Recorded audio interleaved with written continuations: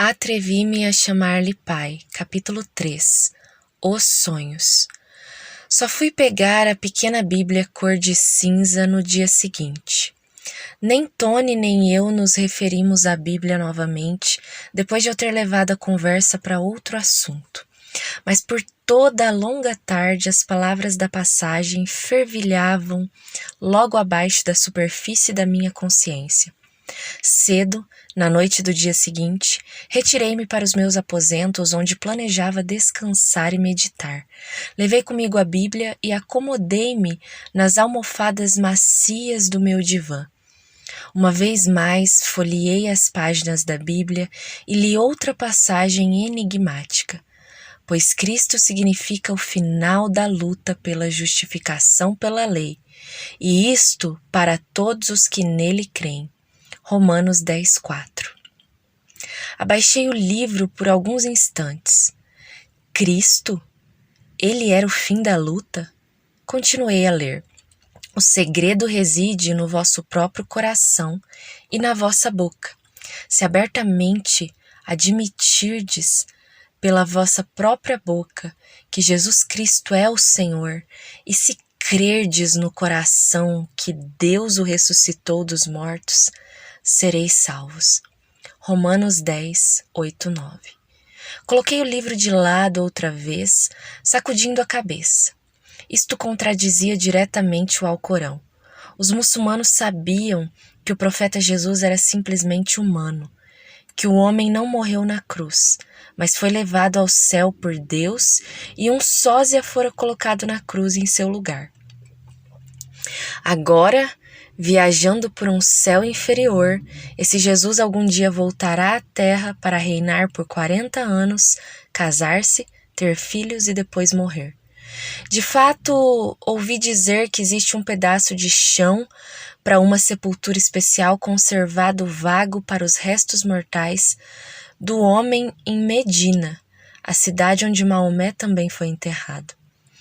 No dia da ressurreição, Jesus levantar-se-á e comparecerá juntamente com os outros homens para ser julgado perante o Deus Todo-Poderoso. Mas esta Bíblia dizia que Cristo ressuscitara dos mortos. Era blasfêmia ou... Minha mente rodopiava. Eu sabia que todo aquele que invocasse o nome de Alá seria salvo. Mas crer que Jesus é Alá? Até Maomé, o último e maior dos mensageiros de Deus, o selo dos profetas, foi somente mortal. Deitei-me de costas, cobrindo os olhos com a mão.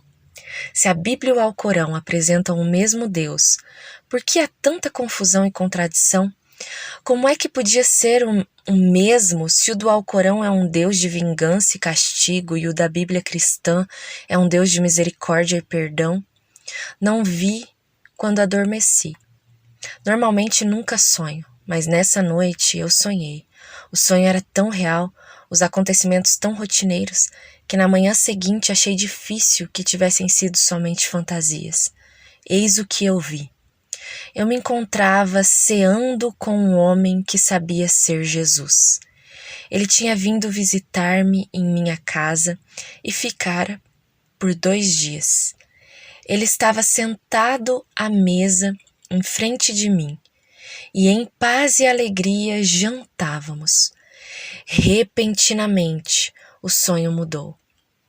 Agora, eu estava no topo de uma montanha com outro homem. Ele vestia-se com uma capa e calçava sandálias. Como é que de uma maneira misteriosa sabia o seu nome? João Batista. Que nome estranho. Encontrei-me contando a esse João Batista a conversa recente que tivera com Jesus. O Senhor veio e hospedou-se em minha casa por 2 dias, disse eu. Mas agora ele se foi. Onde está ele? Devo encontrá-lo. Talvez você, João Batista, pudesse levar-me a ele. Foi esse o sonho. Eu acordei gritando o nome de João Batista. Nurjan e Raichan entraram correndo no quarto. Pareciam embaraçadas com minha gritaria e começaram apressadamente a preparar minha toalete.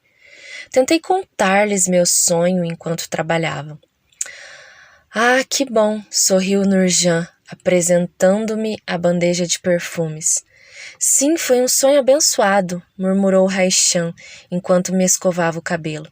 Fiquei surpresa que, como cristã, Raichan não tivesse mostrado mais entusiasmo. Ia perguntar-lhe a respeito de João Batista, mas parei a tempo. Afinal de contas, Raichan era simples aldeã. Mas quem era esse João Batista? Eu ainda não havia encontrado nome na porção que lera da Bíblia. Nos próximos 3 dias continuei lendo, tanto a Bíblia como o Alcorão, lado a lado, passando de um livro para o outro. Encontrei-me pegando o Alcorão por um sentimento de dever e depois avidamente voltava-me para o livro cristão. Lendo aqui e ali, examinando esse mundo novo e confuso que acabara de descobrir. Toda vez que abria a Bíblia, enchia-me um sentimento de culpa. Talvez isso resultasse da minha criação rígida. Mesmo depois de tornar-me mulher, papai tinha de aprovar todo o livro que eu devia ler. Certa vez, meu irmão e eu levamos um livro às escondidas para o nosso quarto. Embora fosse um livro totalmente inocente, ficamos muito assustados ao lê-lo. Agora, enquanto abria a Bíblia, reagia da mesma maneira. Uma história chamou-me a atenção. Contava que os líderes religiosos judaicos trouxeram uma mulher apanhada em adultério ao profeta Jesus. Eu tremi, sabendo que sorte a aguardava. Os códigos morais do Oriente Antigo não eram muito diferentes dos nossos no Paquistão. Os homens da comunidade têm o dever, por tradição, de punir a mulher adúltera.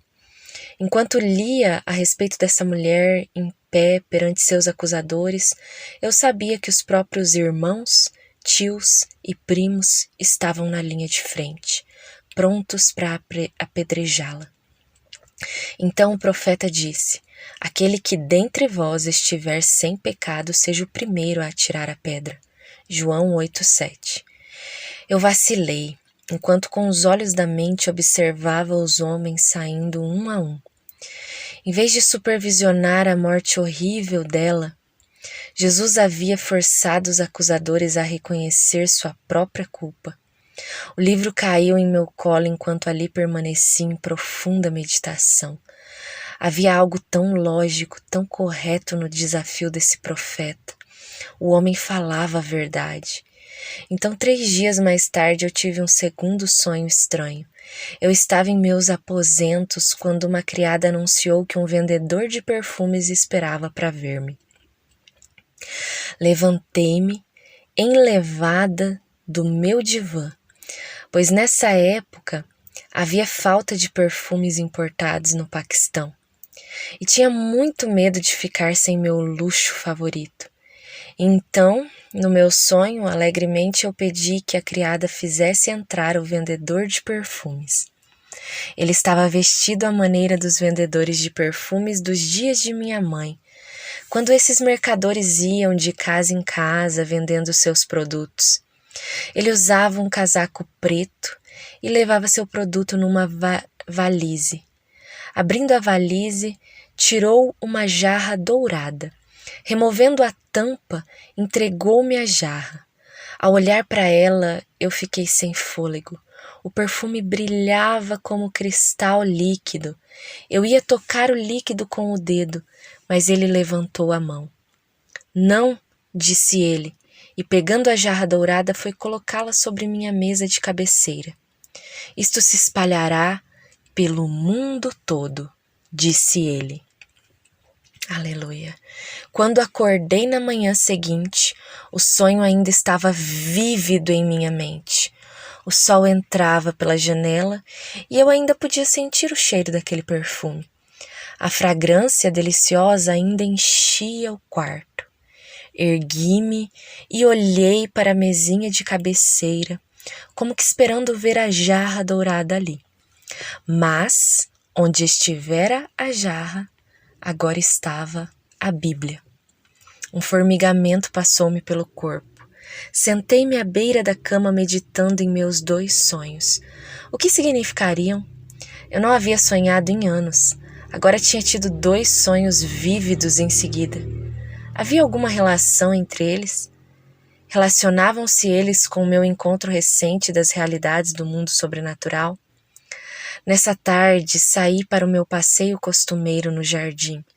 Meus sonhos ainda me perturbavam, mas agora algo mais fora acrescentado. Era como se eu sentisse uma deliciosa e estranha alegria, uma paz que ia além de qualquer coisa que havia conhecido antes. Era como se eu estivesse perto da presença de Deus. De repente, ao sair de um pequeno bosque para uma área inundada de sol, o ar ao meu redor pareceu tomar vida com outra fragrância adorável. Não era fragrância de flores. Era tarde demais para qualquer dos jardins florescer, mas uma fragrância muito real. Não obstante, um tanto agitada, voltei para casa. De onde viera essa fragrância? O que estava acontecendo comigo? Com quem podia eu conversar a respeito do que me acontecia? Teria de ser alguém que tivesse conhecimento da Bíblia. Eu já tinha deixado de lado a ideia de interrogar meus criados cristãos. Em primeiro lugar, nem podia pensar em pedir informações a eles. Provavelmente não tinham lido a Bíblia e não saberiam de que eu estava falando.